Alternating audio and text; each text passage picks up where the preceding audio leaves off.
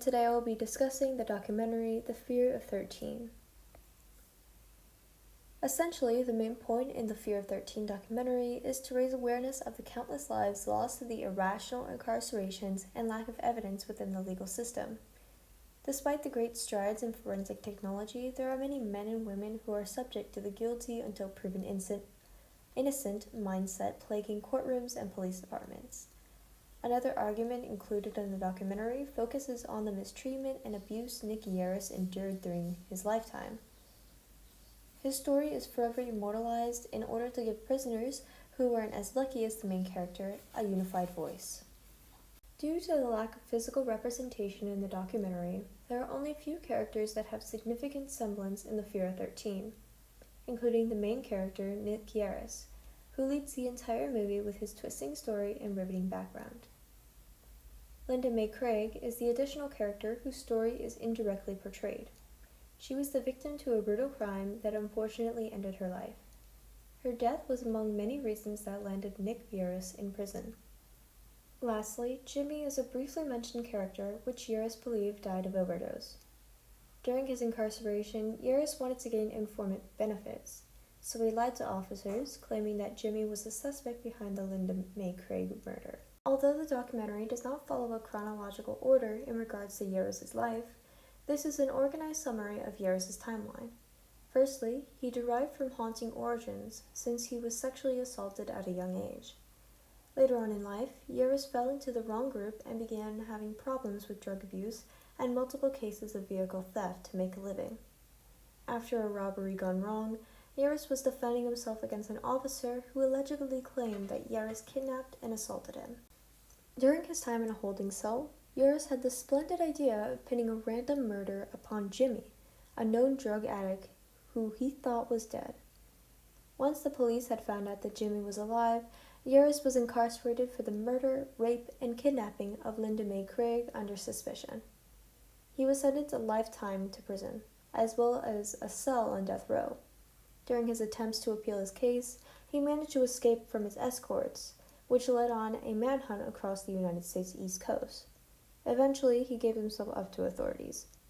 After 22 years of patient waiting for DNA testing to be in Yaris' favor, he was released and given the freedom he deserved. The recurring rhetorical terms found in The Fear of 13 are anecdotes, analogies, denotations, imagery, metaphors, and countless uses of onomatopoeia. Here's a clip from the movie that includes metaphors and analogies. It's like you look at your wristwatch, and instead of there being a face, there's a calendar, and it flips. But then, if you look out the window, it takes all day for that sun to go down. I always wanted to tell somebody that. Explaining time, an abstract concept, can be difficult to anybody, but especially when an inmate is discussing it to a free man.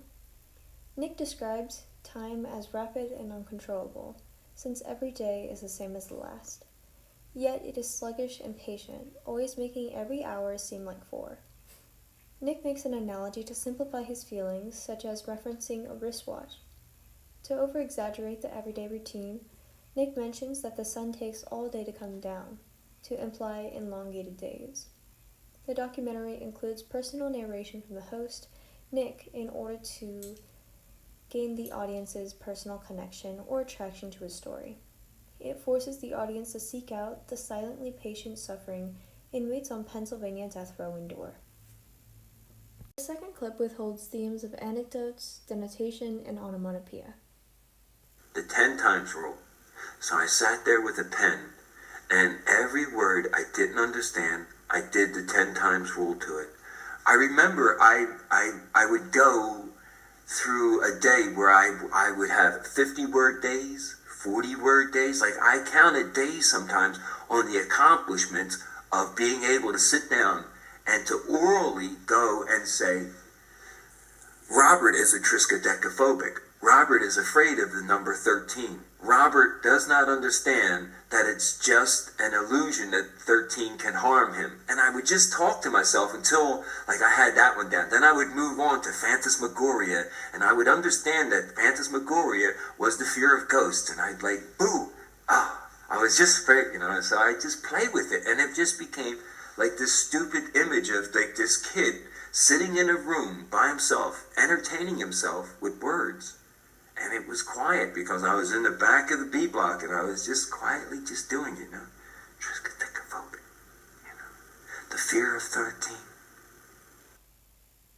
The narration from Nick exemplifies the importance of keeping the mind busy at work. He is encouraged by a prison guard to open his academic abilities and broaden his word bank. In the process, he finds himself and inspires the audience of his accomplishments. In light of this gained intelligence, the director discreetly implements the reasoning behind the movie's title. The word triskaidekaphobia is a symbol of hope that Nick never let go during his time in prison. He once believed that a person like him could never learn such a difficult word. It represents more than that anything is possible, like becoming exempt from death row after 22 years. Moreover, Nick is a very verbal person when it comes to explaining his small, personal stories. He uses phrases like boo in order to immerse the audience into his excitement over literature. As for the film devices, the narrative host, first point of view, and slight dramatization are used to execute a documentary as moving and touching as The Fear of 13. Lastly, the third clip derives notes of imagery, host narration, first-person point of view, and simple dramatization. No one spoke. You'd hear them cough or urinate and flush the toilet, but there was no real sound. And that was the worst for me, especially the first couple of months.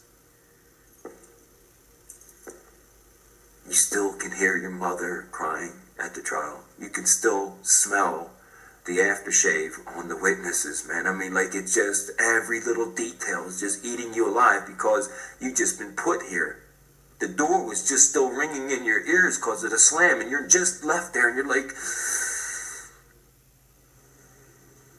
And yet, like, you don't come to your door and talk to a neighbor, because if you broke the speaking rule, you were struck or beaten by the guards.